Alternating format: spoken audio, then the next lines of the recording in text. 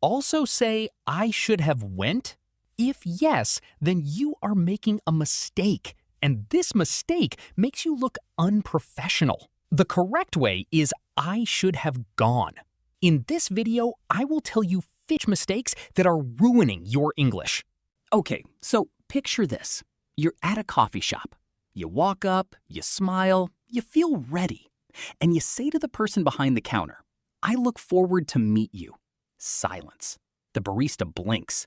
They say, "Sorry, what?" And just like that, you freeze. Your face goes red, you look down, you mumble something, you grab your cup, and you disappear to the corner table. And you think, why does this always happen to me? And I'm Lorraine. And Edward, I have been there. Like, literally. In a cafe in Toronto, I said something and the person behind the counter just tilted their head. That slow, polite head tilt that means I have no idea what you just said.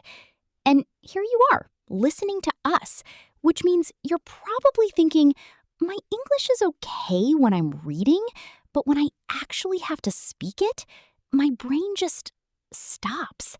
If that's you, you're in the right place. Welcome to English Podcast with Edward and Lorraine.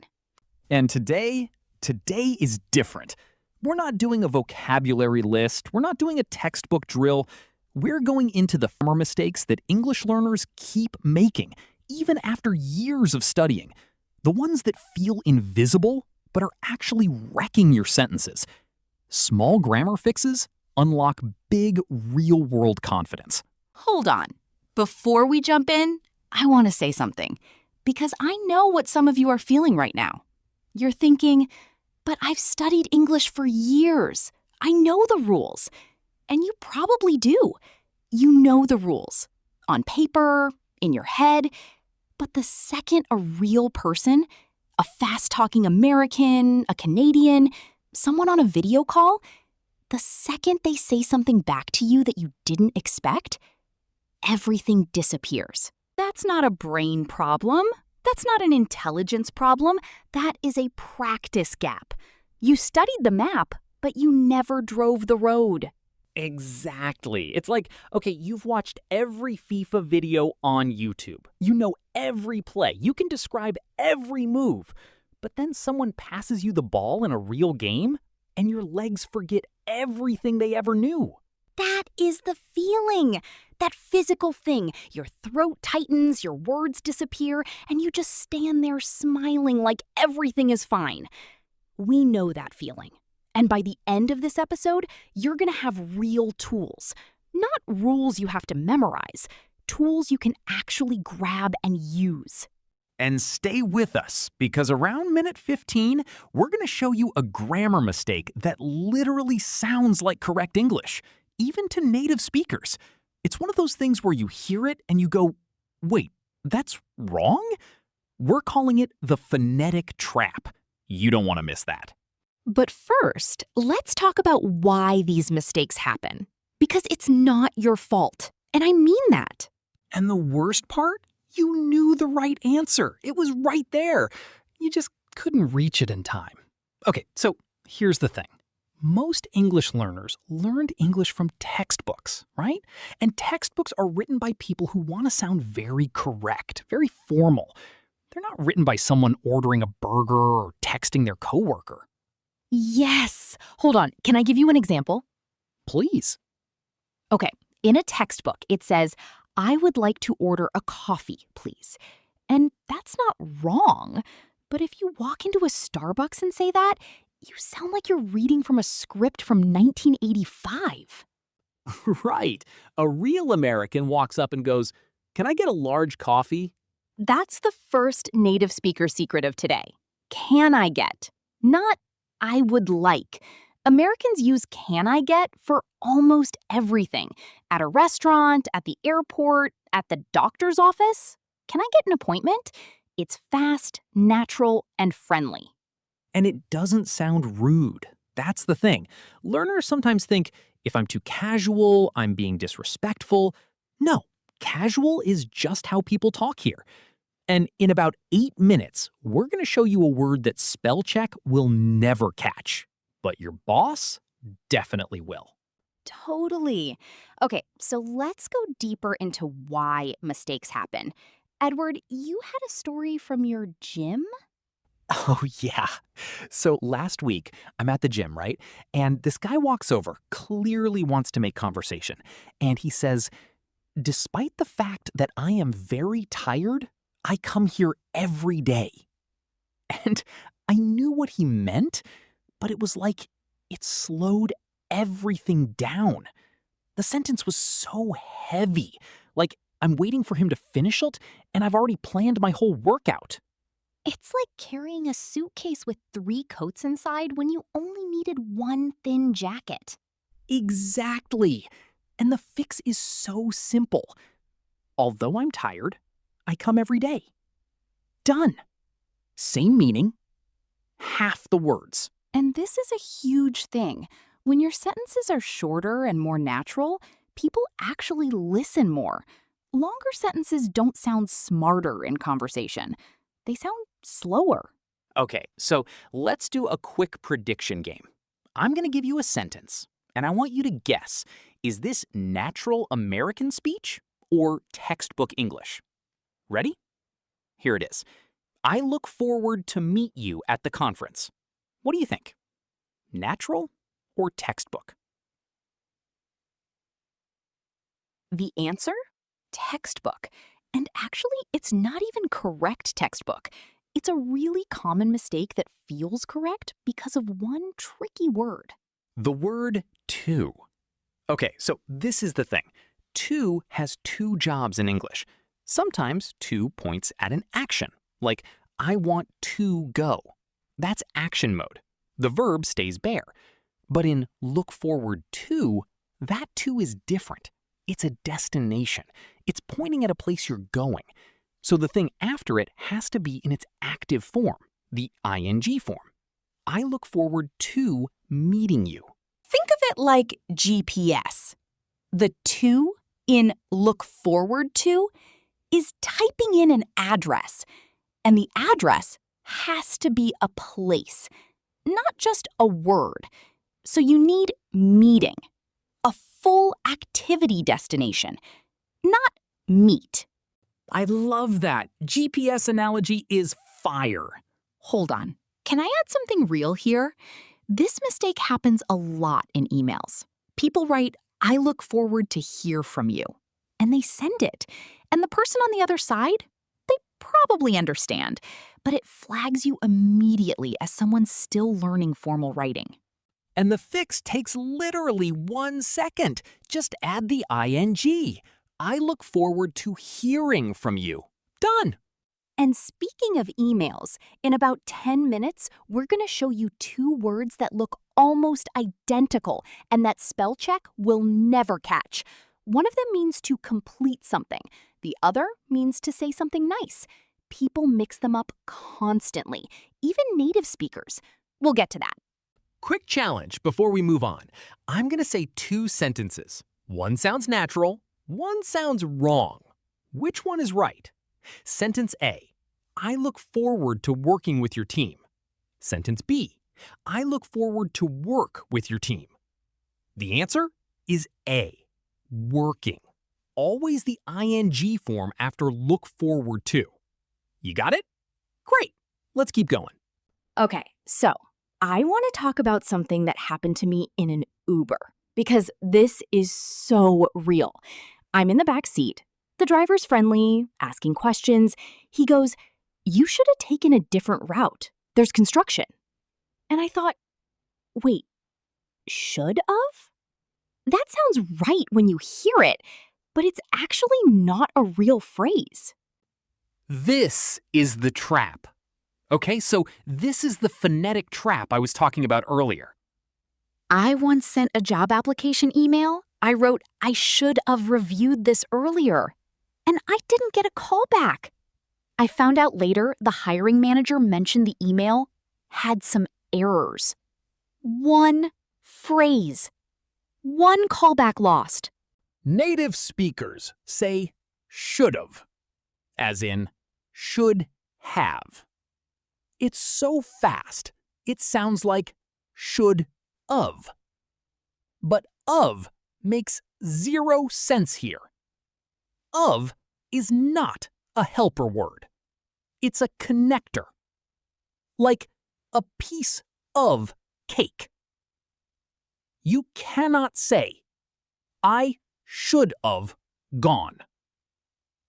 You have to say, I should have gone. Or, I should have gone. And this mistake is everywhere.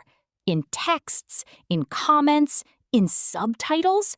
People write could of and would of, and it just quietly marks you as someone who learned English from listening, but never connected the sound to the spelling. The fix? Every time you want to say should've, freeze. Swap it for should've. Train your brain to hear the v, not the of. And here's the native speaker secret. Americans almost never say the full should have in casual conversation. It's always should've, could've, would've. So if you say, I should have called you earlier, people understand. But if you say, I should have called you, that's the real natural version. That's the one that makes you sound like you actually live here. Okay, we've got 5 core phrases today. Let's break them down one by one. Real talk, no textbook. Phrase 1, I look forward to, verb plus ing. We already touched this one, but let's go full breakdown. Textbook version, I look forward to meet you. Natural American version, I look forward to meeting you. The mistake happens because learners think to always means the base verb is coming next, but look forward to is a fixed phrase. The to is glued to forward, not pointing to an action. It's pointing to an activity, and activities in English end in ing. Okay, so sports analogy. Think of to here as a stadium gate. You walk to the gate, but through the gate, you're going to watching the game, cheering for your team, eating overpriced nachos. The ing is on the other side of the gate, always. I use this in messages all the time. I look forward to hearing from you. I look forward to working together. I look forward to trying that restaurant. Always ing. But here's the casual version. In everyday speech, Americans often shorten it to just looking forward to it. Full stop. You don't even need the verb. Someone invites you to a meeting, looking forward to it. That's it. Short, warm, natural. Phrase 2. Take something for granted. Okay, this one is big because it's not just grammar, it's a life lesson inside a phrase. Hold on. Let me explain what it means first. Take something for granted means you assume something will always be there. You don't appreciate it. You don't think about it. You just expect it. It's like Wi-Fi. You never think about Wi-Fi until it stops working. You've been taking your internet connection for granted every single day, and the second it's gone, suddenly it's the most important thing in the world. Or, like, have you ever been sick for a week? Couldn't breathe through your nose, and you thought, why didn't I appreciate breathing before? That's taking your health for granted. The bracket in this phrase is the key. You can insert anything.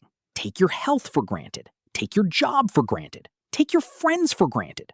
The object goes right in the middle. In real conversations, you'll hear this in 2 ways. Either as a warning, don't take that for granted, or as a realization, I used to take that for granted. Quick prediction. I'm going to say a sentence, and I want you to fill in the blank out loud. After losing my job, I realized I had been taking my for granted. What word did you put in the blank? Say it out loud.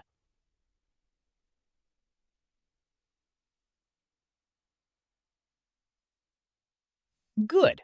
Now use that word in a full sentence. I look forward to never taking my for granted again. Combine both phrases. Boom, double practice. Say both words after me, slowly. Compliment. Compliment. Notice they sound exactly the same. That's the trap. Okay, these two words sound identical when spoken, completely identical. C-O-M-P-L-E-M-E-N-T and C-O-M-P-L-I-M-E-N-T. One letter apart. Okay, so tech analogy. Complement with an E is like two cables that fit together perfectly. You know those ports on a laptop? USB-C on one side, USB-C adapter on the other? They complement each other. They complete the connection. Neither one works alone. Love that. And compliment with an I, the I is the key. Think of it as I, the word I, giving something to someone. I said something nice to you. I complimented her cooking. It comes from me to you. So, cheese and wine complement each other. But when you tell someone their haircut looks great, that's a compliment. And in writing, this is where people get caught.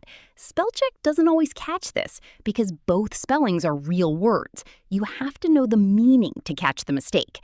In casual speech, you'll often hear, "That really complements your outfit," meaning it matches, completes it. And "she gave me the best compliment today," meaning someone said something nice. The pronunciation is identical. Context is everything. And here's the wild part. Even many native English speakers mix these up in writing. So if you get this right, you're actually ahead of a lot of people who grew up speaking English. Phrase 4. Should, could, would, have. The have trap. Okay, stop. Before I explain this one, I need you to listen to two sentences and tell me which one looks wrong. Sentence A, you should have called me. Sentence B, you should have called me. Which one is wrong? Sentence B is wrong. Always. Forever.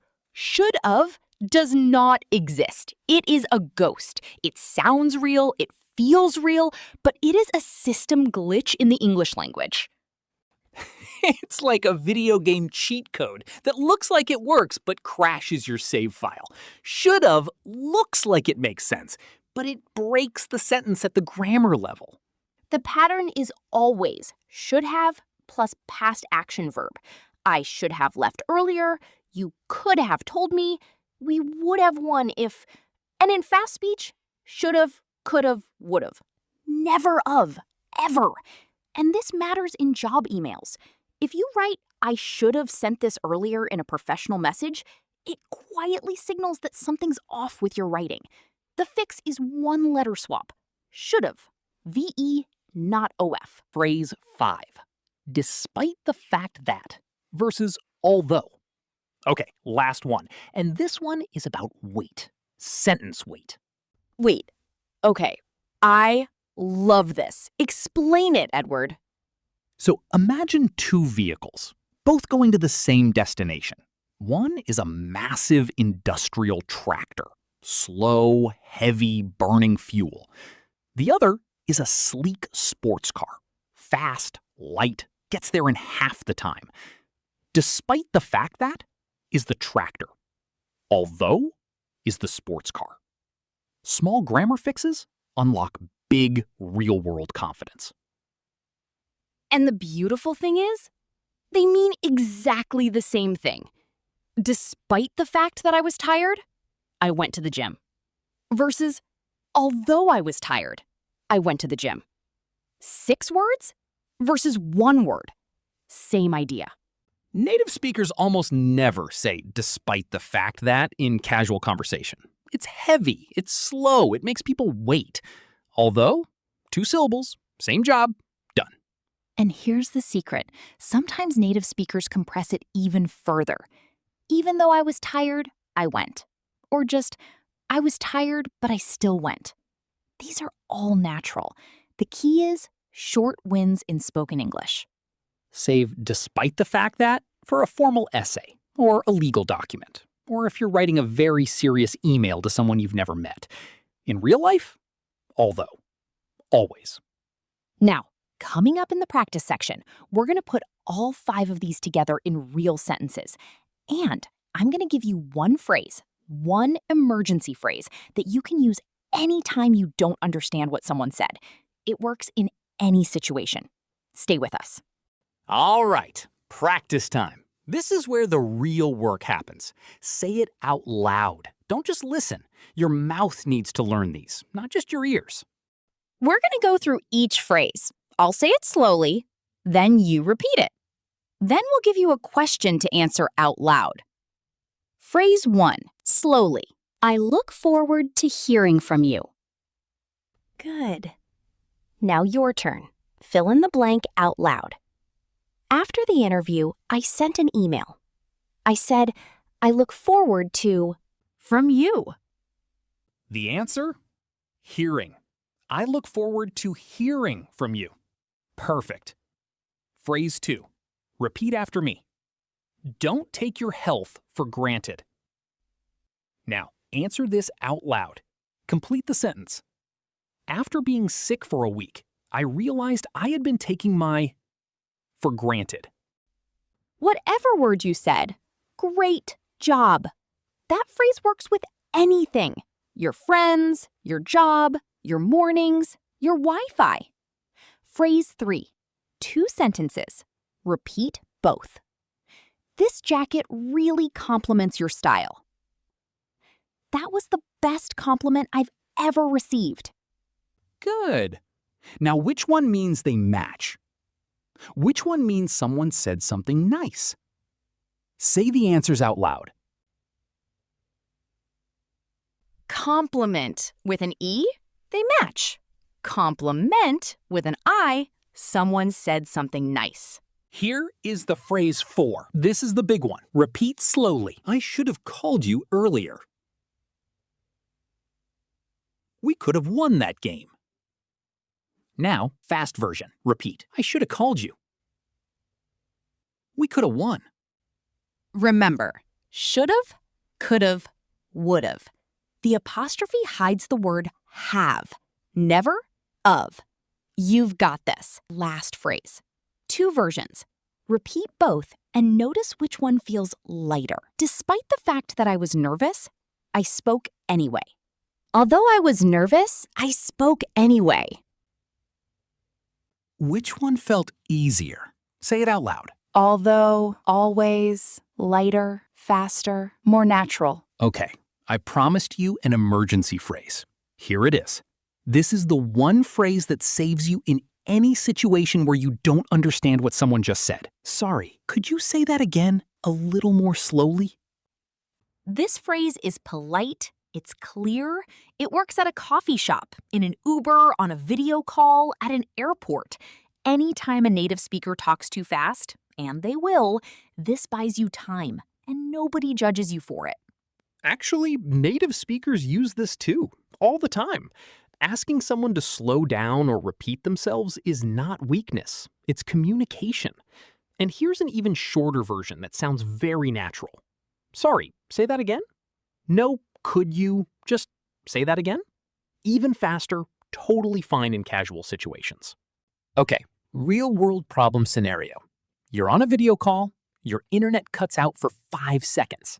The person on the other end is talking, you missed a sentence. What do you say? Say it out loud right now. If you said anything close to, sorry, could you say that again? Perfect. That's your tool. Use it. People will not think less of you. They'll actually appreciate that you're paying attention. Here's another scenario. You're at a restaurant. The server lists the specials really fast.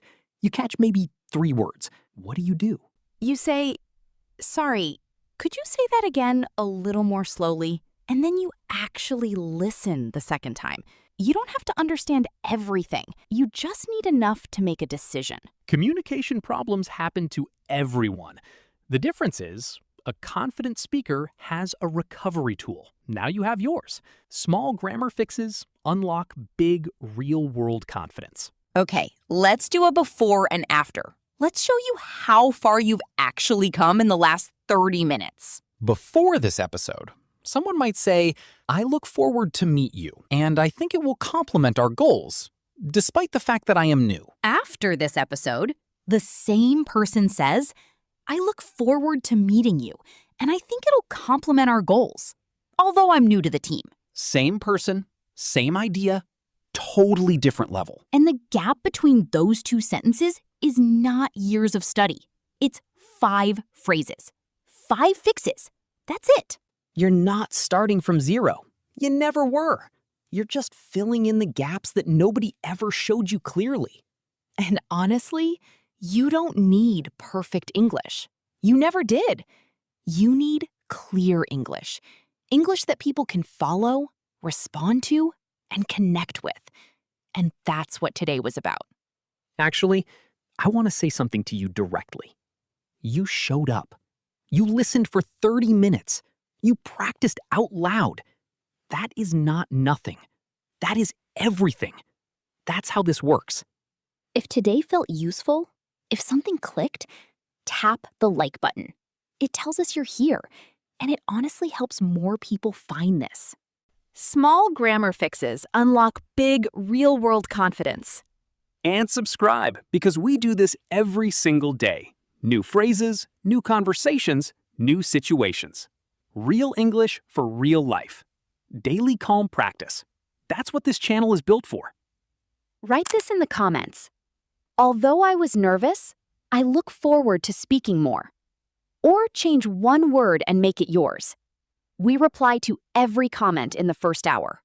English Podcast with Edward and Loren. We'll see you in the next episode. See you there!